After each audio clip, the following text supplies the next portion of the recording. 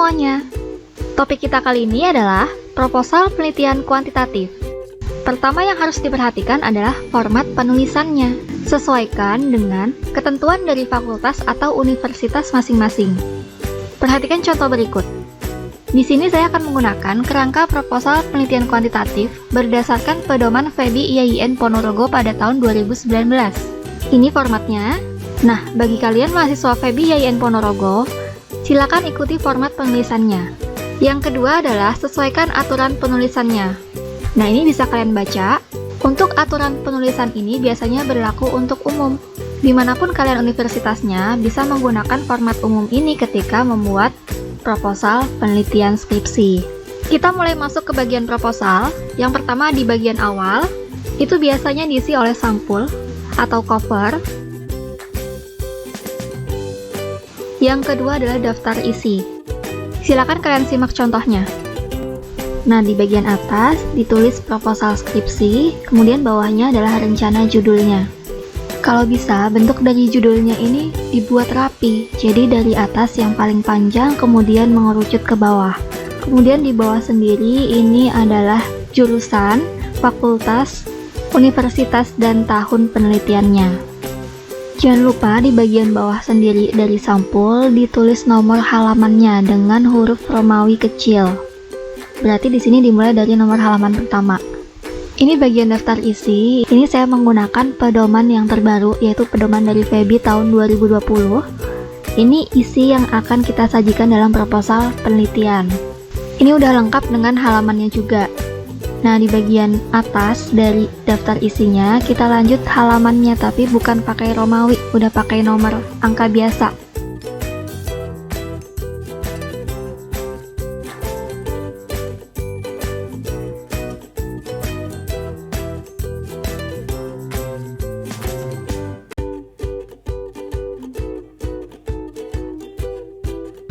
Bagian pertama dari proposal penelitian adalah judul. Di sini bisa langsung kalian tulis aja judul penelitian kalian.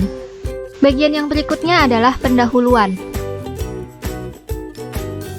Pada manfaat penelitian, ini dibagi menjadi dua bagian. Manfaat teoritis, yaitu manfaat untuk pengembangan bidang keilmuan kalian. Dan yang terakhir, manfaat praktis. Ini manfaat yang memberi kontribusi hasil penelitian kalian kepada pihak-pihak tertentu. Sedangkan di sistematika pembahasan, kalian sajikan judul babnya, kemudian isi dari babnya, dan fungsi dari bab itu sendiri untuk apa. Silakan kalian simak contohnya berikut. Subbab pertama yaitu latar belakang masalah. Ini uraikan mengapa penelitian Anda penting untuk dilakukan. Paling tidak, satu paragraf terdiri dari 5-7 kalimat. Tulis to the point aja, sesuai dengan topiknya, dan uraikan juga fakta dan data yang kalian temukan di lapangan atau dari informasi dari sumber yang jelas. Subbab yang kedua yaitu perumusan masalah. Jadi dari latar belakang yang udah kalian uraikan tadi, kalian buat di sini rumusan masalahnya itu apa saja. Subbab yang ketiga yaitu tujuan penelitian. Ini diturunkan dari rumusan masalah penelitian kalian.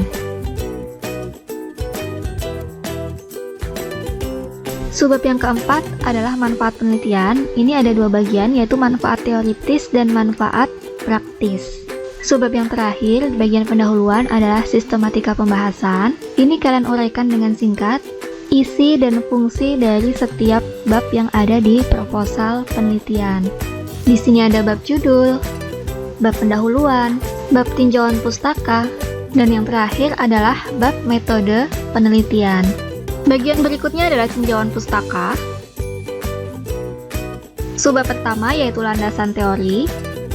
Subbab yang kedua yaitu studi penelitian terdahulu. Di bagian ini tunjukkan persamaan dan perbedaan penelitian Anda dengan penelitian terdahulu. Subbab yang ketiga yaitu kerangka berpikir. Di sini kalian sajikan kerangka model hubungan antar variabelnya. Dan subbab yang terakhir adalah hipotesis. Silakan kalian simak contohnya. Ini subbab yang pertama ada landasan teori. Di sini kalian uraikan detail konsep-konsep penting dalam penelitian kalian yang berkaitan dengan variabel-variabelnya, semua dijelaskan di sini. Jangan lupa disertakan juga rujukannya secara jelas dalam bentuk footnote.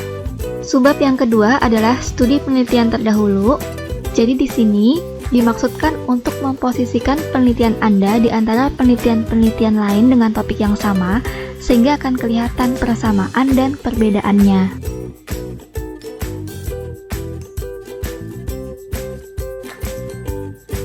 Jangan lupa sajikan juga dalam bentuk tabel.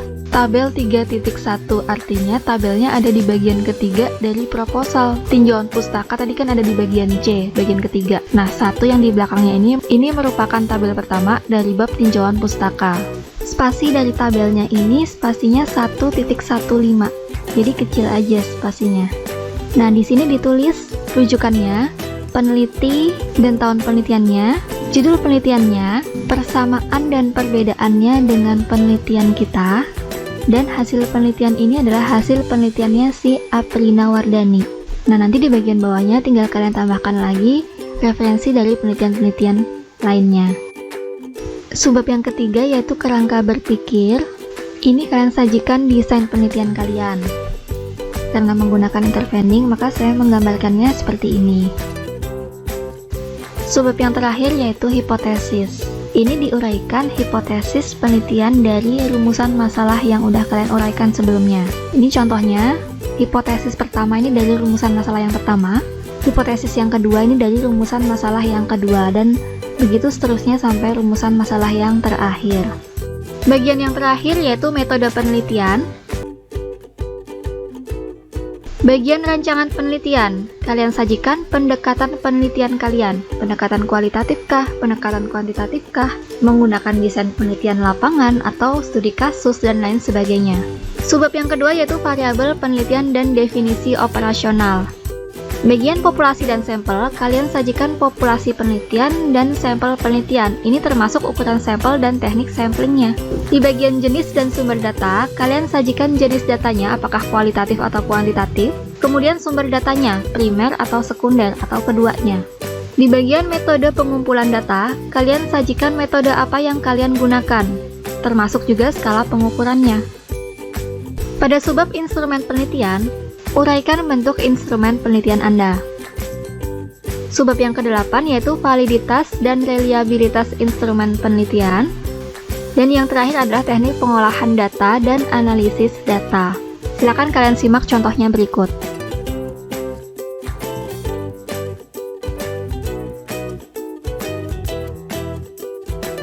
Subbab yang kedua yaitu variabel penelitian dan definisi operasional. Ini kalian jabarkan variabel penelitiannya dan definisi operasional dari setiap variabel penelitiannya.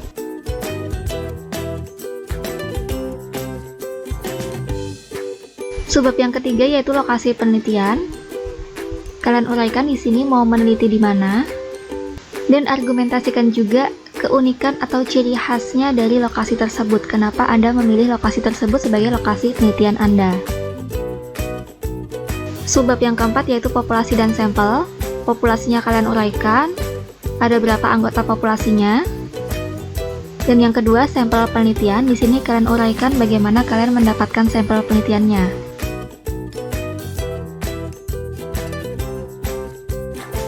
Subbab yang kelima yaitu jenis dan sumber data. Sumber data, kalian uraikan di mana kalian mendapatkan datanya. Kalau misalkan data sekunder, ya di mana mendapatkan datanya. Kalau data primer, ya bagaimana cara mengumpulkan datanya. Subbab yang keenam yaitu metode pengumpulan data. Ini lanjutan dari sumber data yang sebelumnya. Kalau datanya sekunder, bagaimana metode pengumpulan datanya? Kalau datanya primer, menggunakan apa? Apakah menggunakan metode kuesioner? Apakah menggunakan metode wawancara atau observasi? Kalau misalkan kuesioner, berarti nanti kalian uraikan juga di sini skala pengukurannya.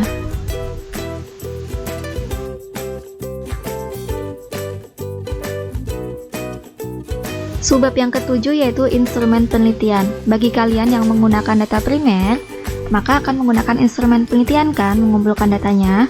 Nah, di sini kalian uraikan bagaimana bentuk instrumen penelitian kalian. Subbab yang ke-8 adalah validitas dan reliabilitas instrumen. Nah, di sini kalian uraikan bagaimana cara kalian melakukan uji validitas dan reliabilitasnya, menggunakan teknik uji apa, dan bagaimana pengambilan keputusannya.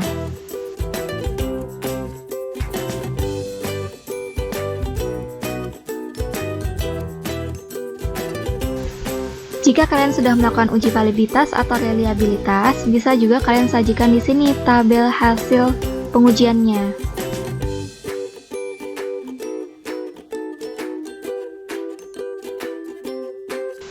Kemudian subbab yang terakhir adalah teknik pengolahan dan analisis data. Di sini kalian uraikan singkat bagaimana teknik analisis data yang akan kalian gunakan. Jika menggunakan pengujian parametrik, jangan lupa disajikan juga uji asumsi klasik yang kalian perlukan. Nah, ini ada bagian akhir dari proposal penelitian kuantitatif. Isinya adalah daftar pustaka, jadwal penelitian, dan yang terakhir adalah lampiran-lampiran yang kalian perlukan. Berikutnya ada daftar pustaka, silakan kalian sajikan referensi-referensi yang kalian gunakan untuk menyusun proposal penelitian. Kemudian ini adalah outline daftar isi, hampir sama seperti daftar isi di awal, cuman di sini lebih lengkap. Jadi subbab-subbabnya ini kalian uraikan dengan jelas apa yang kalian tulis di proposal penelitian kalian.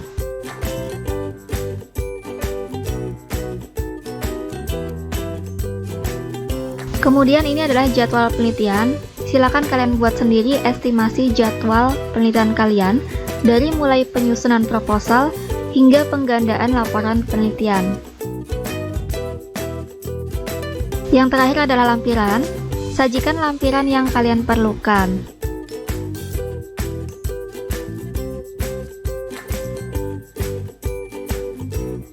Itu tadi pembahasan tentang proposal penelitian kuantitatif. Sekali lagi, ini disesuaikan dengan ketentuan dari fakultas masing-masing ya. Selamat mencoba, dan sampai jumpa di video berikutnya.